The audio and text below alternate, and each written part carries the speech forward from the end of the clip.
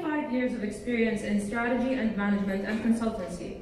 Throughout his journey, he led PMO imitation and consulting in diverse industries such as oil and gas, education, engineering, and power. Please join me by welcoming Dr. Saadi.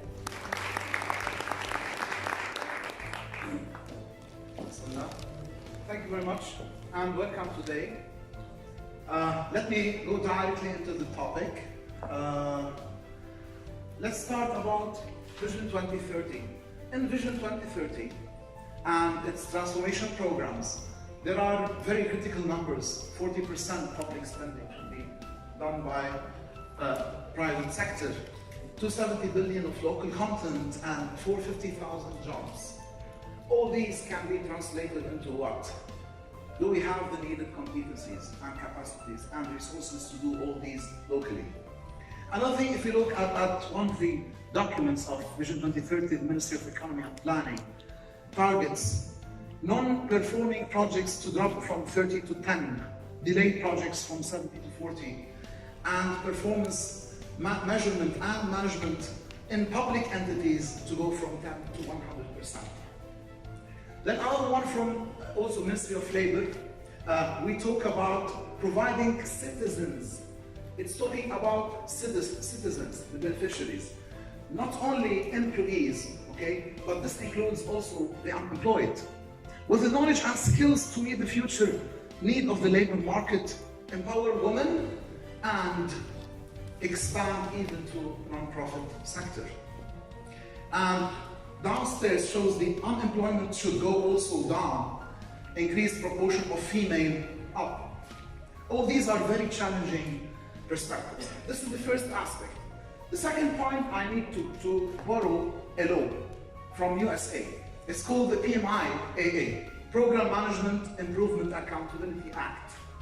The reason we mentioned this law is that PMI had a great contribution to establishing this law. And in brief, it talks about four things. It speaks about having a career path for public officers working in program management, a defined career path. It talks about standardization in the public government. It talks about the role of executive sponsorship, which is very vital, very important. And here, it's not my topic today, but we note much of the training which is being offered nowadays is offered to middle managers and professionals, whereas the top management, they take lesser training sometimes. And sharing knowledge, even having an interagency council to make this collaboration between different entities. So if we take this and make a comparative analysis to the Vision 2030 governance model, we find that some aspects that implement that law, which they call in USA the OMB, Office of Management and Budget, has its Strategic Management Office counterpart in Saudi. The Program Management Policy Council interagency might have something from within SEDA's Project Management Office. The GAO has a GAP, and executive agencies represent different ministries. What is missing is what? This thing, Office of Personnel Management, that should take care of capacity building nationwide. So the gap, the big gap is that we do have unemployment and we have a need for talented skills. During the morning sessions and during the panel, they spoke a lot about the need for skills. So you find lots of jobs that need to be filled and lots of people without jobs. This is the challenge we have to tackle. And one solution approach is what we call a CDO, or a Capacity Development Office. Now, where does this term come from? Also, I'm getting you to a third concept, then we connect everything together in a while. When we speak about types of PMOs, or Centers of Organizational Excellence, we can talk about three dimensions. One of them, the first, is whether it is controlling or directing, whether it is transforming or sustaining, and whether it is permanent or temporary. So if you look at them one by one, a strategic management office like SEDA, it's directing. It's the one that puts all the initiatives Okay? So it utilizes a lot of, let's say, portfolio management. Whereas transformational program speaks about changing the organization or organizations. The third aspect, which contains both, is the newly found, like in the past 2 years, and this is the Saudi 100% made in Saudi Arabia concept, which is called the Vision Realization Office, VRO, which does the strategy aspect and the transformation within ministries and public entities. Then we have VRPs, or Vision Realization Programs, that would realize the strategy for each ministry, which is concluded or set by the Vision Realization Office. Then we have the standard, the corporate PMO, or project management office within an organization. Then we have the PMC, which is project control office on site. So you might have a PMO and have 10 projects, each one has its control office on site reporting to it. Then there is this new concept of integrating the project control office with the PMO, speaking 2 languages. The language of project execution metrics downstairs from the site, and the language of KPIs that report to Vision 2030 initiatives that is required from the other. Then we have the, we spoke about number 5, sorry. Why it's going on its own, okay. Then we might have a departmental office, which both controls and sustains. This is like within specific departments. Then the concept of program management office, such as public-private partnership. These are long-term programs, but they are programs. After 20 years, they become an organization that goes on in terms of ownership to the government. Then we speak about the capacity development office, which is our topic today, which should change the organization. It does not set all the strategy. Nevertheless, it sets the strategy of how we will earn the needed skills, competencies, and resources in order to realize all the other strategies within the organization. And the last 2 is the Knowledge Management Office and Innovation Management Office, which are still under development. So today we're talking about the Capacity Development Office to manage the following: resources, competencies, and capabilities. Resources, everybody needs qualified resources, everybody needs to work on the competencies. One of the speakers this morning said 70% of our staff are new staff, young staff, okay? Which puts a huge pressure on those who are senior, okay? Who have more knowledge, more experience. They have to support lots of newcomers. And capabilities. So, what is the approach to build this capacity development office? Let's assume this is the CDO, which talks about resources, capability, and capacity management.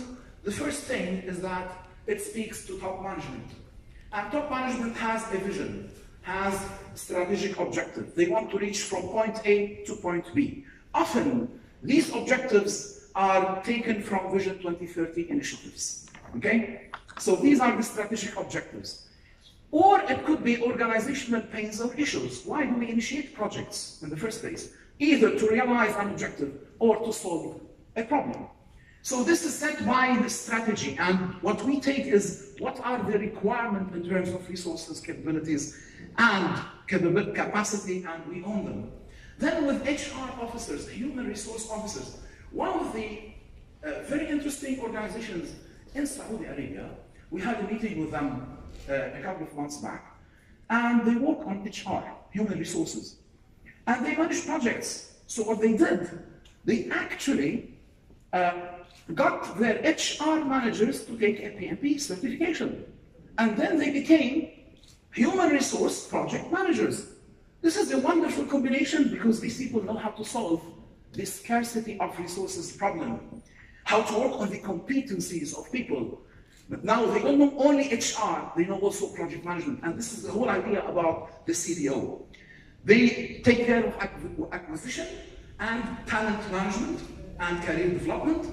Then there's the project managers who will perform and deliver. These are primarily beneficiaries from the services offered by the CDO. Then, of course, the PMO, who designs the process, who might resolve the conflict that arises between project managers and functional managers. Functional managers are the business owners, are the line managers. Those are the ones who have actually the resources. These are the ones who are responsible for the competency and the allocation of resources, of course, in collaboration with human resources. And finally, the financial management, because everything is stopped or opened based on the availability of a respective budget. So when we have all these functions, we have three beneficiaries. Number one, the targeted organization. It would enhance its capability. It could be an internal organization or external organization. The following is the staff and team for these organizations. We work on their competencies. And the third, okay, so this would enhance internal resources. We work on our own people, we enhance their competencies, then we have larger capability. And when we have a larger capability, we can deliver more using our internal resources. Now the other part is the targeted beneficiaries from outside, which could be unemployed people, or could be the people we hire every year as fresh graduates, for example. We work also on their competency, and hence we can get more external resources to the organization. Now this is the whole function model. Let's see it in action, okay? Of course, as we said, in terms of strategy, it's all about alignment to Vision 2030, wherever we go in any organization. And here we need to focus on the learning organization, the organization that pays for the same mistake once, not twice. There's a good story by IBM CEO. He had a manager, he came to him and submitted his resignation. He said, why are you resigning? He said, I made a mistake and it cost the company $10 million. He said, what? You cost us $10 million to learn. You're gonna take this experience and go serve somebody else?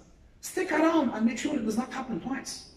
So paying for a mistake for the first time, if we are able not to repeat it, he thought that the coming 5 years we're going to make the mistake 10 times. 10 times 10 million, this is 100 million. If we paid only 10 million, then spare the 90 million. Is this good management? This is perfect. Okay, and this happens only what? To whom? The learning organization. Now, other person might kill him, make sure nobody hires him again. Okay, so it's the perspective of how we look at it. Is it a problem or it's an opportunity to learn? Because we all learn from our mistakes. So each one, somebody new joins our organization. Does he need to go into all the rules and all the problems that each one of us faced? Or we should mentor and train these people and transfer our knowledge to them? Okay? You know, there are two mentalities. Some people say, no, let him hit all the walls.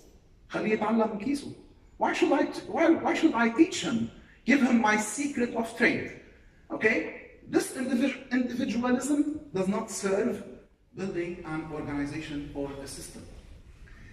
So, integration with HR initiatives. Now, HR people, they have lots of projects, lots of initiatives. They have the capacity assessment, they have the competency management, the talent management, learning and development, succession planning, career planning, performance management. Each one of these, is it updated? Does it include what our engineering and project management needs are for tomorrow? Or is talking about back before? One engineering company that I work with very well, they had a problem, their project managers were leaving, good project managers. Why? Because their performance management was based only on the opinion of the line managers. And the project manager was put in somewhere else. He did well, but his direct manager, who's not connected to him on a daily basis, okay, provided the performance of what he knew about him. So they found themselves, they are good, they are getting results, but they are not being appreciated. These functions, although they are not technical like engineering and project management, but they can cause the organization to collapse. And they can help us, on the other hand, to resolve our resource problems if handled as projects properly. Now, when we look at the value identification realization graph going from identifying selecting, defining, executing, and operating the whole investment life cycle, which is traditional in many oil and gas and infrastructure businesses. Okay? A poorly defined project from this side will never become a successful project.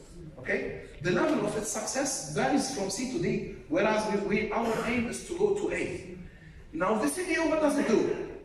It speaks to these people who are responsible for the integrated life cycle management framework and looks at each phase and its specific needs in terms of competencies. And you know where we find lots of very rare resources or capabilities usually? Usually it's not in execution. Usually it's in the very early stages, because you need to have lots of experience in order to imagine how things would happen later on and define them properly, make the right selection.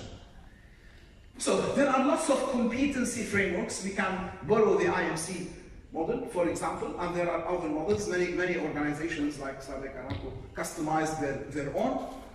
Usually, they work on competency assessment and development, looking at different competency levels, awareness, fundamental skill, mastery, and look at the various items of knowledge to be assessed against each one of the roles, whether it is for project management skills, or whether it is for cognitive or personal skills, or whether it is for technical engineering skills. And we need to assess, we need to learn our resources, where they are.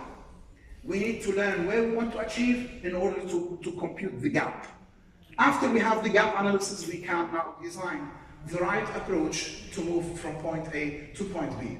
And then we can develop new academic, not necessarily academic, we can develop new career programs based on this gap and based on multiple resources out there and international standards, market studies, and else. Now, the third thing about project managers. Now, project management succeeds when we work together, not when we work independently. So it's all about teamwork, okay? And this is what Steve Jobs was talking about, done by a team of people. This is how you achieve these business results. But the actual reality is what? It's this one, okay? Every group project, I don't know if you saw that movie or not, okay? But every project has somebody who does 99% of the work, okay? And the others, somebody disappears in the beginning, appears in the end, somebody speaks and does nothing, and somebody does not know what's going on in life. Dr. Saadi, yes? This is how we look like after the project. Exactly. So I'll get another one of our pictures on it. So Mr. Hamad is the one who did 99% of the work. So let's revert to our friend from LinkedIn. They did a very interesting study on 100 cities, 100 skills per city in USA. This is actual data. It's not about Saudi Arabia, it's about USA. And the #1 skill gap, based on data, not opinion, is what? Interpersonal skills, communication, collaboration. The most needed jobs, account executive, sales, project management today. Okay? They were expecting to find scarcity in AI, in computer science, cloud computing, etc. There is a need, and it will grow even more. But what is more needed is the human skills. This is where we have to focus. So, in order to resolve this problem as a PMO, what do? We develop a process, and we follow the process. To develop it, usually we assess, we work on the governance, then develop the processes, the tools, do the capacity building and the operation. My problem, I've seen so many PMOs, they skip the capacity building. And when they do it cosmetically. Yes, we did 20 sessions, they get the pictures. People go to this session, then they come back. When they come back to their original place, We learned something new, manager said no. Training is over. Go back to doing things the way you used to do them before. Okay? This is not why we do training. In order to do proper training, you have to do a training needs assessment. You need to identify what are the problems these people are facing and what's the right content they should learn in order to help them to solve these problems. Or what are the new skills we don't have for tomorrow that they should learn and come back and allow them room to practice and perhaps do some mistakes. Because we're all doing things we never did before. Nobody has the answer, the full answer. We have ideas of how things should be done, but it is a great room to learn. So in terms of organizational development, there are many initiatives like strategic resource planning, integration. Resource planning is something, this is very vital for success of projects. It's been missing in many PMOs I've been seeing lately. They don't speak about resource planning and integration. Organizational and process assessment, gap analysis, governance, restructuring, policies, capacity building, and of course executive programs. All these are necessary to develop our resources. Now for example, this CBO, what does it do? Like the training management process. How do we do it? And how we do it in a localized manner from A to B to Z, okay? They design the process and they train people on the process. And they do the rollout. Like they develop a quality management system for training, not for inspecting the pipeline by the laser, okay? We do that properly, okay? But what about the training or the competency development? There are standards for that.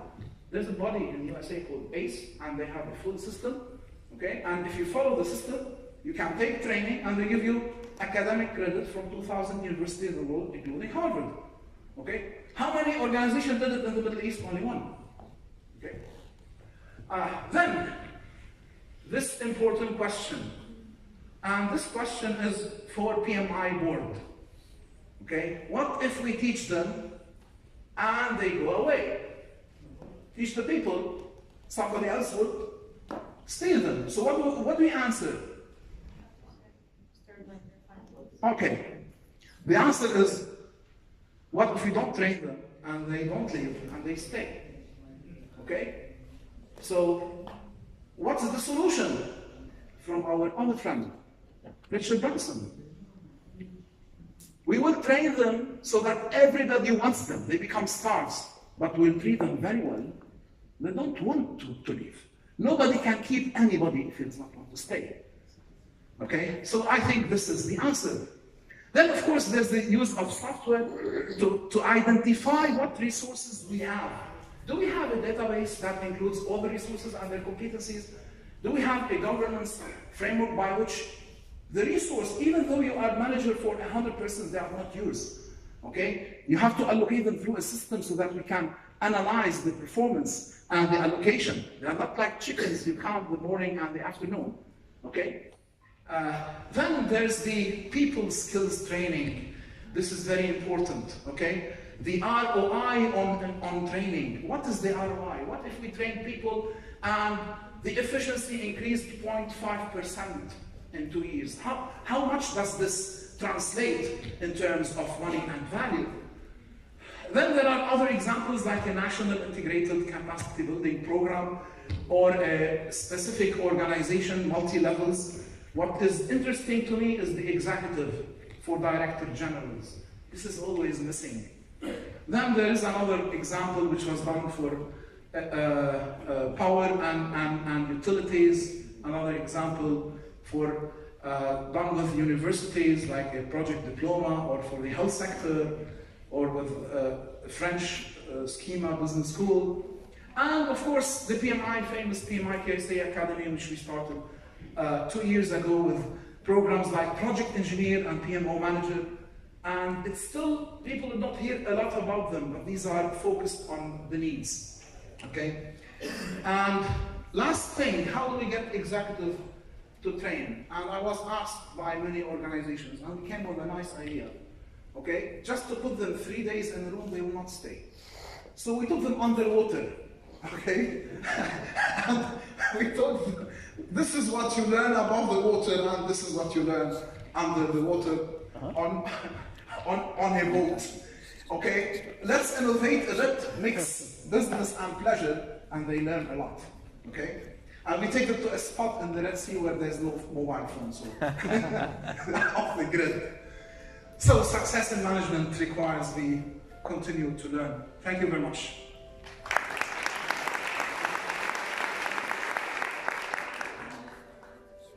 One minute for one question. Question, Yateen. Anybody? Okay. No question. Thank you.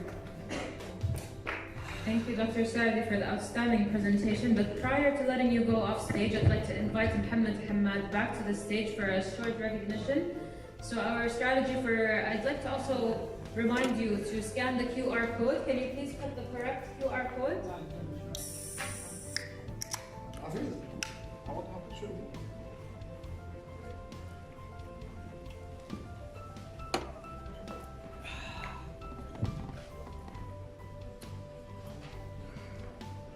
If you haven't scanned the QR code yet, please do. It's very important that we note participation and also attendance.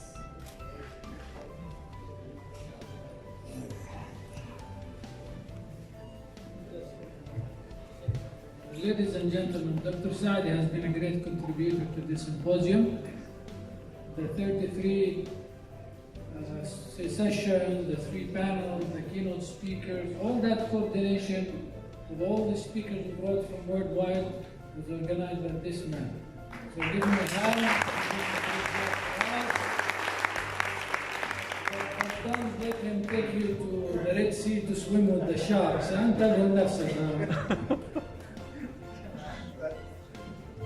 Thank you very much, okay? It's always a pleasure to serve PMI and serve great people like you. Thank you.